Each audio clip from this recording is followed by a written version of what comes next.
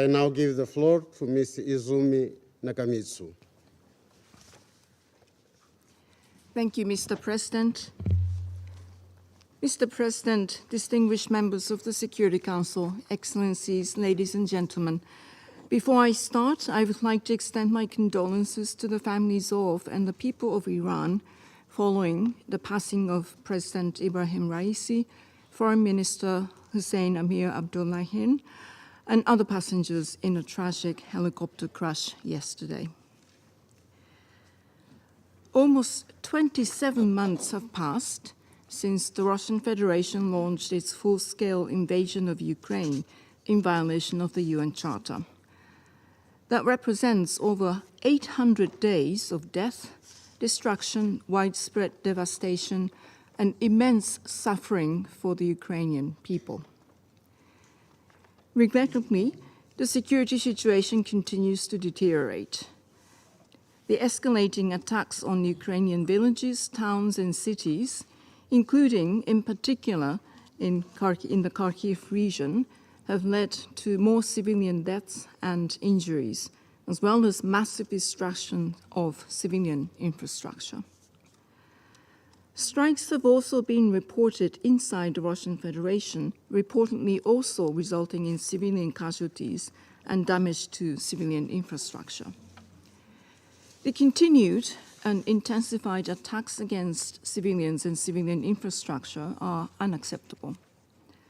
All parties to any armed conflict have an obligation to protect civilians in armed conflict and to ensure compliance with applicable international law, including international humanitarian law. Let me say it again. Deliberate and direct attacks against civilians and civilian infrastructure and indiscriminate attacks, including disproportionate attacks, are prohibited under international humanitarian law. All such attacks must stop immediately. Attention should also be given to the environmental damage as well as the impact on human health and ecosystems resulting from the use of weapons.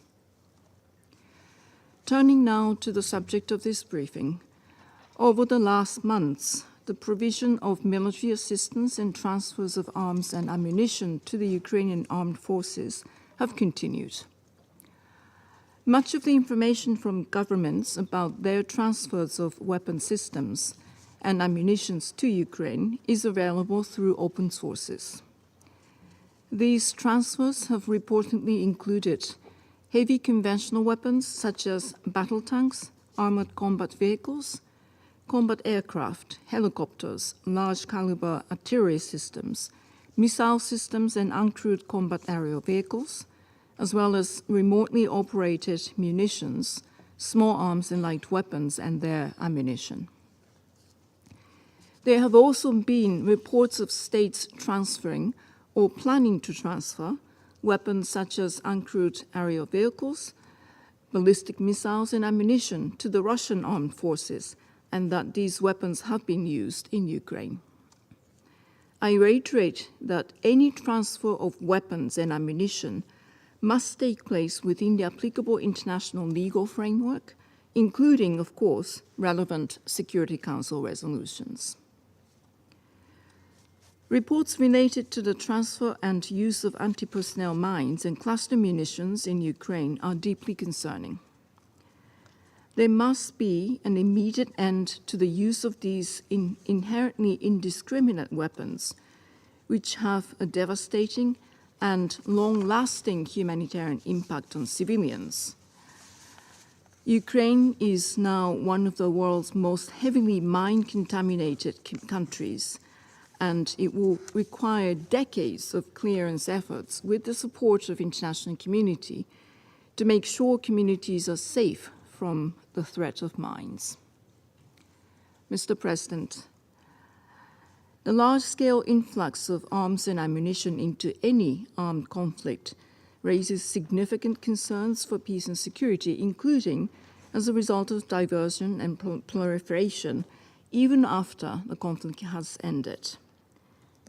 Importing, producing and exporting states must act responsibly at every step along the arms and ammunition transfer chain to prevent diversion, illicit trafficking, and misuse. Pre-transfer risk assessments, marking and record-keeping practices, as well as tracing capabilities are of utmost importance. To prevent the diversion of conventional arms and regulate the international arms trade, states have established a number of arms control treaties and instruments. This includes the Arms Trade Treaty, the Firearms Protocol, the Program of Action on Small Arms and Light Weapons and its International Tracing Instrument, and the Global Framework for Through-Life Conventional Ammunition Management. Universal participation in the relevant treaties, as well as full and effective implementation of these treaties and instruments, must remain a priority.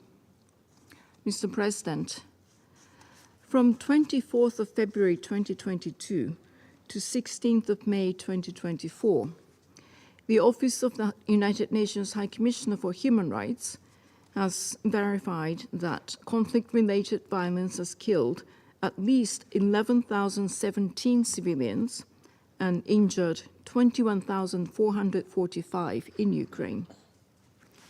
It is very concerning that the number of injured civilians has increased significantly for the second month in a row. As in past months, the vast majority of civilian casualties are a result of the use of explosive weapons with wide area effect in populated areas. The Secretary General has consistently and unequivocally urged all sides to avoid the use of explosive weapons in populated areas. Such use is highly likely to result in an indiscriminate, direct and long-term harm, and to ultimately take combat out of urban areas altogether.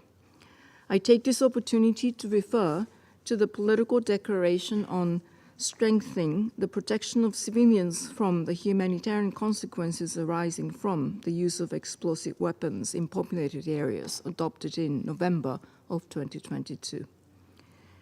Regrettably, the use of armed, uncrewed aerial vehicles and missiles continues to cause civilian deaths and injuries, as well as damage to civilian infrastructure. Just like any other weapons or weapon systems, armed uncrewed aerial vehicles and missiles must not be used in a manner inconsistent with international humanitarian law.